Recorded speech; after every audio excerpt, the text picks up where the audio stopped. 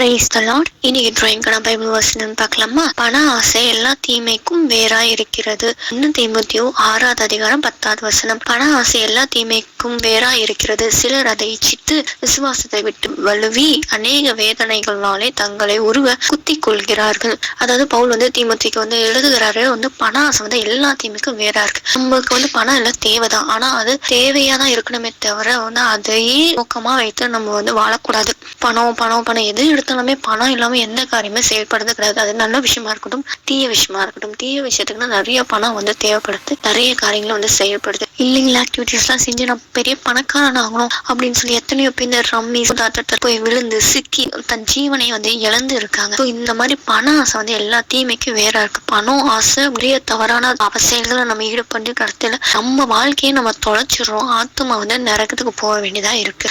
சிலர் இதை இச்சிக்கிறாங்க. இப்படி இச்சிக்கிறாங்க, இது எனக்கு தேவை, இது வேணும், இதை நான் செஞ்சே ஆகணும், இந்த பணத்தினால நான் நிறைய காரியங்களை செய்வேன்னு சொன்ன அந்த பணத்தை கொடுத்தே மைண்ட் அந்த மென்டாலிட்டி ஓடிட்டே இருக்கும் பாத்தீங்களா. அந்த மாதிரி விஷயங்களும் இச்சிக்கிறாங்க. முந்தின வாசனம் சொல்லுது, இச்சிக்கிற காரியத்தை கொடுத்து சொல்லுது, ஐஸ்வர்யவான்கள் ஆகிய விரும்புகிறவர்கள் சோதனையிலும் கண்ணிலும் மனுஷரை கேட்டிலும் அழிவிலும் அமிழ்த்துக்கிற மதிக்கேடும் சேதமும் ஆன பலவித இச்சைகளாலும் விழுகிறார்கள். அதாவது இந்த பண ஆசை இப்படி எல்லாம் இருக்கா, ஐஸ்வர்யவானா இருக்கணும் அப்படின்னு சொல்லி விரும்பி பலவிதமான சோதனையும் கண்ணிலும் அகப்பட்டுக்கிறாங்க. மனுஷன் சொல்றதை கேட்டு அழிவிலும் அமிழ்ந்து போயிடுறாங்க. மதிக்கேடும் சேதமும் ஆன பலவித இச்சைகள், மதிக்கேடான செயல்கள், சோதனைக்குட்படுற காரியங்கள், இச்சையின் காரியங்களை விழுந்து போயிடுறாங்க.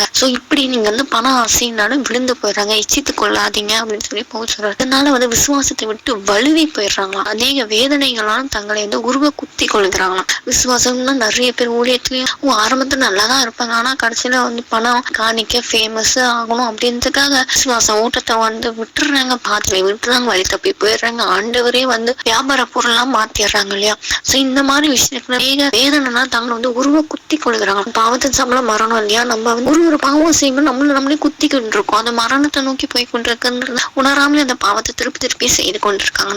அதனால நீங்க அப்படி செய்யாதீங்க அப்படின்னு தான் பவுல் சொல்றாரு. இதுக்கு அப்படி எக்ஸாம்பிள் யாருன்னு பாத்தீங்கன்னா 2 பேர் இருக்காங்க. அதாவது ஒண்ணு கேயாசியும் யூதாஸ் காரியத்தும். 2 ராஜாக்கள் 5வது அதிகாரம் 23வது வசனம் வாசிக்கிறேன். அதற்கு நாகமான், தயவு செய்து 2 தாலந்து வாங்கி கொள்ளும் என்று சொல்லி அவனை வருந்தி 2 தாலந்து வெள்ளியை 2 பையில் 2 மாற்று வஸ்திரங்களோட கட்டி அவனுக்கு முன்பாக சுமந்து போக தன் வேலைக்காரனாக 2 பேரை வைத்தான். அதாவது நாகமான் குஷ்டரோகியா இருக்காங்க. அவங்க சுகம் பெற்றுக்கொள்றதுக்காக எலிசா கிட்ட வராங்க. அவங்களும் சுகம் பெற்றிருக்காங்க.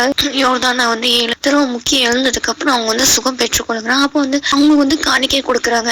2 தாலந்து வெள்ளியும் 2 மாஸ்டர் வஸ்திரம் கொடுக்குறாங்க. ஆனா அந்த எலிசா வாங்கிக்கல. பட் ஆனா இந்த கேயாசிக்கு அந்த பணத்து மேல ஆசை வந்துருது. அதாவது பார்த்தோன்னே அவங்க இச்சையை ஆரம்பிக்குது. பார்த்து இச்சிட்டு அதை எப்படியாவது நம்ம பெற்றுக்கொள்ளணும் அப்படின்னு சொல்லி எஜமானுக்கு, அதாவது எலிசாக்கு தெரியாம அவங்க போய் நாகமனை சந்திக்கிறாங்க. நாகமனை சந்திச்சு இந்த மாதிரி 2 பேர் வந்தாங்க. அவங்களுக்கு இந்த மாற்று வசனம் தேவை, பணம் தேவையா இருக்கு, இது எனக்கு கொடுங்க அப்படின்னு சொல்லி பொய் சொல்லி அந்த 2 தாளந்து வெள்ளியையும் அந்த மாற்று வஸ்திரத்தும் வாங்கிட்டு போயிடறாங்க. வாங்கிட்டு போன உடனே எலிசா கண்டுபிடிச்சிருவாரு, எங்க இருந்து வர அப்படின்னு சொல்லி கேட்கணும். எங்கேயும் போலையே அப்படின்னு சொல்லி, என் மனம் உன்னோட வரலையா, இதெல்லாம் வாங்கறதுக்கு இதுவா காலம் அப்படின்னு சொல்லி எலிசா கேட்பாரு. போய் சொல்லி அதை இச்சிட்டு வாங்கினால அவங்களுக்கு தண்டனை என்னன்னு தெரியுமா? 27வது வசனம் வாசிக்கிறேன். ஆகையால் நாகமானின் குஷ்டரோகம் உன்னையும் உன் சந்ததியாரையும் என்றென்றுக்கும் பிடித்திருக்கும் என்றான். உடனே அவன் உறைந்த மலை நிறமான குஷ்டரோகியாகி அவன் சமூகத்தை விட்டு புறப்பட்டான்.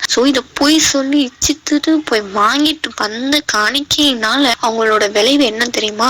அவங்களுக்கு மட்டும் இல்ல, அவங்களுக்கும் அவங்க சந்ததிக்கும் என்றென்றுக்குமே இருக்குமா. அது என்ன? உறைந்த மலை நிறமான குஷ்டரோகம் அவங்களுக்குள்ள உண்டாயிடுச்சு. அது அவங்களுக்கு மட்டும் அவங்க சந்ததியை பாதிச்சிச்சு. இந்த மாதிரி நம்ம செஞ்சிடக்கூடாது. அதே யூதாஸ் காரியத்தையும் பாத்தீங்கன்னா ஆண்டவரை காட்டி கொடுக்கணும் அப்படின்றதுக்காக பிரதான ஆசாரியர் போய் என்ன பண்ணிட்டாங்க, 30 வெள்ளி காசுக்கு ஆசைப்பட்டு எசப்பாவை காட்டி கொடுத்துறாங்க. மத்தேயு 26:15 வசனம் பாத்தீங்கன்னா, நான் அவரை உங்களுக்கு காட்டி கொடுக்கிறேன், நீங்கள் எனக்கு என்ன கொடுக்கிறீர்கள் என்றார். அவர்கள் அவனுக்கு 30 வெள்ளி காசை கொடுக்க உடன்பட்டார்கள். அந்த வெறும் 30 வெள்ளி காசுக்கு ஆசைப்பட்டு எசப்பாவை காட்டி கொடுத்தாங்க. காட்டி கொடுத்தனால விளைவு என்ன? அவங்க மனஸ்தாபப்பட்டு குற்றமில்லாத ரத்தத்தை காட்டி கொடுத்துட்டேனே அப்படின்னு சொல்லி மனஸ்தாபப்பட்டு ஆண்டு கொண்டு செத்தாங்க. இந்த மாதிரி ஒரு பொருள்ல ஆசைப்பட்டு இச்சித்து போய் சொல்லி நம்ம அடையணும்னு நினைச்சோன்னா அதோட விளைவு என்னன்னா அது மரணம் தான். யூதாஸ்காரர் ஆண்டு கொண்டு செத்தாங்க. கேஆர்சி குஷ்டரோகி அவங்க மட்டும் இல்லாம அவங்க சந்ததியே என்றென்றைக்குமே அந்த குஷ்டரோகம் பிடித்து இருக்க மாதிரி ஒரு சாபம் அவங்க வாழ்க்கையில உண்டாச்சு. இந்த மாதிரி காரியங்கள் நம்ம ஈடுபடக்கூடாது. நம்ம ஆண்ட பிள்ளையா இருக்கும். ஆண்ட ரத்தத்தினால் கழுவப்பட்ட நீதிமானம் ஆயிட்டதுக்கு அப்புறம் நம்ம எப்படி இருக்கணும்ன்றது 1 தீமோத்தேயு 6:11 சொல்லுது. நீயோ தேவனுடைய மனுஷனே, இவைகளை விட்டோடி நீதியையும் தேவ பக்தியையும் விசுவாசத்தையும் அன்பையும் பொறுமையையும் சாந்த குணத்தையும் அடியும்படி நாடு.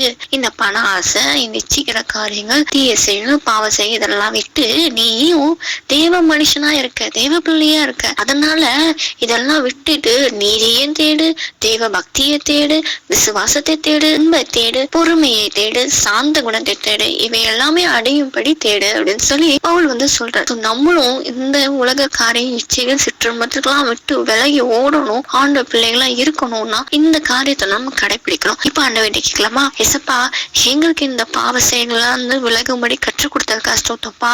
பண ஆசை எல்லாத்தையுமே வேறா இருக்குப்பா. ஒரு போது எங்களுக்குள்ள பண ஆசை வரக்கூடாதுப்பா. அதை கையாளுன்றதுக்கு எங்களுக்கு ஞானம் கொடுங்க, கிருபை கொடுங்க ஆண்டவரே. எசப்பா, எதையுமே நாங்க இச்சிக்காதப்ப காத்துலப்பா. அதெல்லாமே ஒருவர் நாங்களே குத்தி கொள்கிறோம் தான் இருக்கோம்ப்பா. எப்படி இந்த கேஆர்சியும் ஆண்டவரே எசப்பா ஆசைப்பட்டு இச்சித்து பாவம் செஞ்சு பொய் சொல்லனால தாங்களே குத்திக்கிறாங்க, வருந்து போய் வாழ்க்கையை இழந்துட்டாங்கப்பா. அப்படி நாங்க ஒரு போது இருக்கக்கூடாதுப்பா. உங்க பிள்ளைங்களா என்றென்றைக்குமே நாங்க இருக்கணும் ஆண்டவரே இயேசுப்பா. உங்களோட நீதியும் தேவ பக்தியும் விசுவாசத்தையும் அன்பையும் பொறுமையும் சாந்த குணத்தையும் மட்டுமே நாங்க அடையவும் நாடுவோம். எங்களுக்கு கிருபை தாங்க. உங்க பிள்ளையா என்றென்றைக்குமே ஜீவிக்க எங்களுக்கு உதவி செய்யுங்க. பரிசுத்தமா காத்துக்கோங்க. உங்க வருகைக்கு ஆயத்தப்படுத்துங்க, கூட்டி சேர்த்துக்கோங்கப்பா. அப்படி சேர்த்துக்க ஸ்தோத்திரம்ப்பா. இனி உங்க கருத்தை தாழ்த்தி அர்ப்பணிக்கிறோம். நீங்க பொறுப்படுத்த ஆளுக செய்யுங்க. பெரிய நாமத்தை ஜெபத்தை ஏற்றுக்கொள்ளும் ஜீவன் நடத்துக்க ஆமென் அப்படின்னு சொல்லி அனுதினமும் ஆண்டவர்கிட்ட நம்மளோட பாவத்தை அறிக்கை செய்து நமக்கு நியமிச்ச பாதையில பரிசுத்தமா ஓடுவோம். ஆண்டவர் சொன்ன இந்த வார்த்தைகள் எல்லாம் கடைபிடிப்போம். ஆண்டவர் வருகையிலே காணப்படுவோம். விசுவாசத்தோடு கேட்போம், பெற்றுக்கொள்வோம். ஆமென்.